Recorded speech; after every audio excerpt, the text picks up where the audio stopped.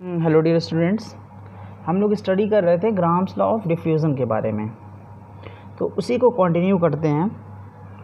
तो हम लोगों ने लास्ट लेक्चर में ये देखा कि जो according two grams law of diffusion जो रेट ऑफ डिफ्यूज़न है और जो डेंसिटी है वो कुछ ऐसे रिलेशन में बना हुआ है। और फिर हम लोगों ने एक और रिलेशन देखा कि जो रेट है और जो डेंसिटी अगर टर्म्स में नहीं बताना चाहते हैं, मॉलिक्यूलर मास के टर्म्स में बताना चाहते हैं, तो कुछ रिलेशन ऐसा निकल रहा है ना। और फिर हम लोगों ने देखा था कि अगर दो कंडीशन के ले लेते हैं, दो गैसेस हैं, तो उस कंडीशन में R1 R2 का जो रेशियो आता है कुछ ऐसा निकल के आ रहा है। ये हम लोगों ने स्टडी कर चुके हैं ना प्रीवियस लेक्चर में, यहाँ तक हम लोग स्टडी कर चुके थे। अगर हम डिफ्यूज़न को फिर से डिफ़ाइन करना चाहते हैं, है ना, तो कैसे डिफ़ाइन करेंगे? तो we can define diffusion, rate of diffusion को कैसे डिफ़ाइन कर सकते हैं? हम ये भी बता सकते हैं कि जो रेट ऑफ डिफ्यूज़न होता है, जो रेट ऑफ डिफ्यूज़न है, it can be defined as, है ना। इसको कैसे डिफ़ाइन कर सकते हैं? It can be defined as, कैसे डिफ़ाइन कर सकते हैं? Defined as ratio of volume of the gas diffused to the time taken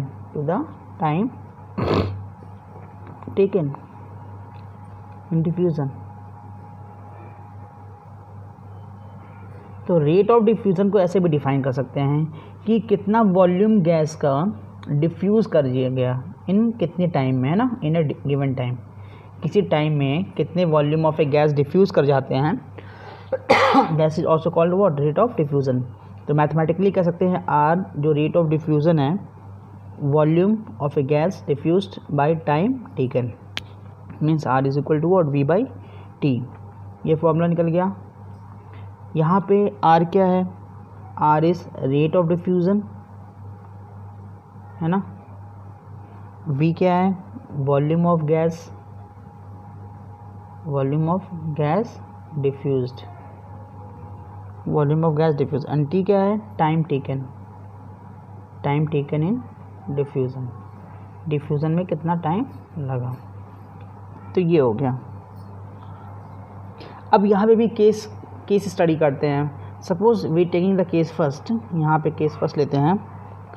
अगर हम लोग मान लेते हैं V1 एंड V2, है ना, ये क्या? वॉल्यूम ऑफ टू गैसेस हैं, वॉल्यूम ऑफ टू गैसेस जिसमें डिफ्यूज़न हो रहा है, जिसका डिफ्यूज़न हो रहा है, ठीक है, विच अंडरगो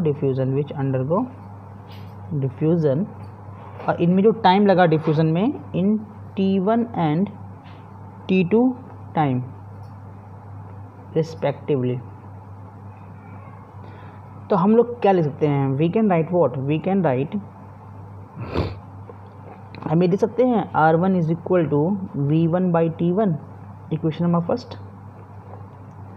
और दूसरी तरह बना सकते हैं R2 is equal to what? V2 by T2, equation number second. ये बता सकते हैं। अगर हम दोनों को डिवाइड कर दें 1 डिवाइडेड बाई 2, तो हमारा कुछ बनेगा R1 by R2 is equal to V1 by T1 by V2 by T2, कुछ ऐसा इक्वेशन बनेगा। अब देखिए कुछ ऐसा इक्वेशन बन गया, रेडी हो गया। हमको पता है ग्राम लॉ से हमने इस ये जो डिफ्यूज़न अभी स्टडी किया, उससे हम लोगों ने ये रिलेशन निकाला है। और अगर हम ग्राम्स लॉ में हम लोगों ने स्टडी किया था, उसको अकॉर्डिंग, अगर उसके अकॉर्डिंग हम लोग देखें तो रेट में जो रिलेशन है कुछ ऐसा रिलेशन था, R1 by R2 is equal to what? D2 by D1, Graham's law के अकॉर्डिंग। और या ऐसा भी तो रिलेशन था M2 बाई M1।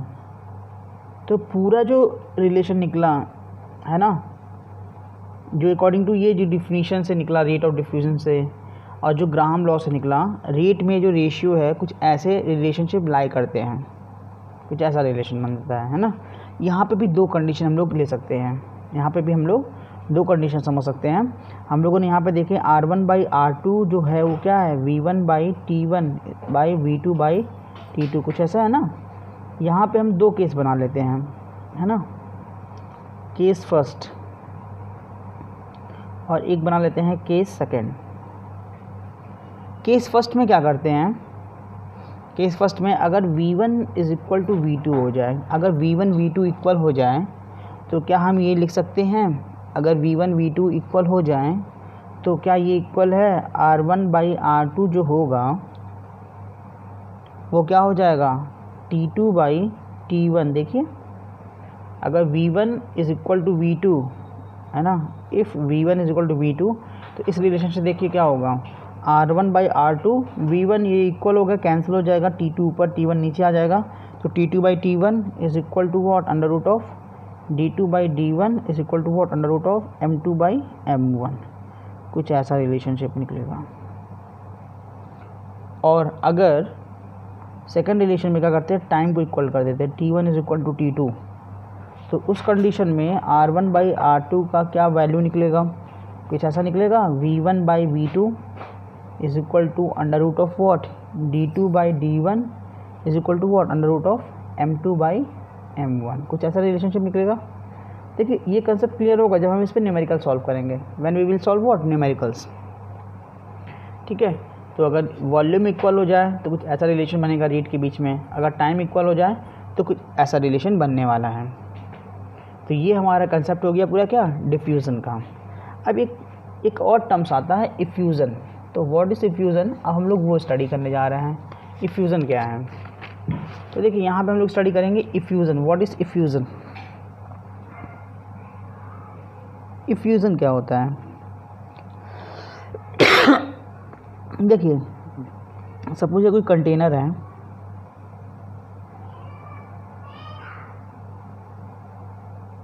कंटेनर में ये थोड़ा सा स्मॉल सा कोई ऑरिफिस है, फाइन होल है ना, ये क्या है हमारा, it is the fine hole, fine hole है या इसी को बता सकते हैं फाइन ऑरिफिस। और इसमें गैस फील्ड है, क्या फील्ड है, इस कंटेनर में गैस फील्ड है। तो ये गैस क्या होगा, इस फाइन होल से निकलेगा, है ना, एस्केप करेगा ना ये। तो जब कोई गैस को हम लोग अलाउ करते हैं किसी फाइन होल से एस्केप करना, तो इस फिनोमिना को क्या बोलते हैं, इफ्यूज़न बोलते हैं, है ना।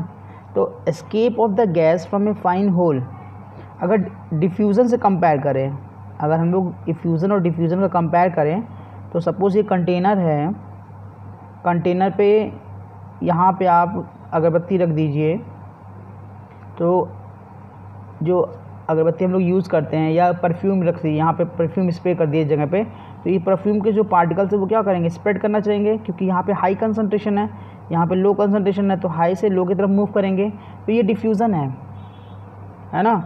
लेकिन किसी फाइन होल्स के थ्रू इस गैस के पार्टिकल्स का एस्केप करना ही क्या है, इफ्यूज़न है। तो कैसे डिफ़ाइन करेंगे, ठीक है, ये भी एक तरह का डिफ्यूज़न ही है ना, लेकिन फ्रॉम ए फाइन होल। तो इसको हम लोग डिफ़ाइन करेंगे कैसे, when A gas is allowed to escape through a fine what orifice or a pinhole तो द फिनोमिना को क्या बोलेंगे, the phenomenon is termed what, is termed effusion. तो हम लोग इस फिनोमिना को क्या बोलेंगे, इफ्यूज़न बोलेंगे। और ये जो इफ्यूज़न होता है गैसेस का ना, ये भी ग्राहम लॉ ऑफ डिफ्यूज़न से ही होता है ना, क्या होता है, ग्राहम लॉ ऑफ डिफ्यूज़न से। तो हम लोग ये कह सकते हैं क्या कि from Graham's law of diffusion, according to Graham law of diffusion हम लोग क्या कह सकते हैं, वी कैन से व्हाट, जो रेट ऑफ इफ्यूज़न है, rate of effusion of a gas, वो क्या होगा, is inversely proportional, is inversely proportional to the what, to the square root of its density, है ना, ठीक है। तो ये इसमें भी वही कंडीशन है, मीन्स जो रेट होगा और जो डेंसिटी होगा वो कुछ ऐसा ही रिलेशनशिप में होगा, ठीक है। कब, constant temperature and pressure, means rate of diffusion या रेट ऑफ इफ्यूज़न में कोई डिफरेंस नहीं होगा फॉर्मूले के, फॉर्मूला पे ही अप्लाई करेंगे। इसका कंसेप्ट और क्लियर होगा जब हम लोग इस पर क्या करेंगे, न्यूमेरिकल सॉल्व करेंगे, है ना। न्यूमेरिकल सॉल्व करेंगे, सारे कंसेप्ट ऑटोमेटिकली कैसे हमें फॉर्मूला यूज़ करना है, कहाँ कहाँ पे यूज़ करना है, सब कुछ क्लियर हो जाएगा। तो अब हम लोग नेक्स्ट लेक्चर में हम लोग स्टडी करेंगे कि एप्लीकेशन कहाँ करेंगे डिफ्यूज़न का, है ना, गैसेस डिफ्यूज़न का एप्लीकेशन कहाँ कहाँ पे हम लोग ये यूज़ अब हम लोग स्टडी करने जा रहे हैं नेक्स्ट लेक्चर में।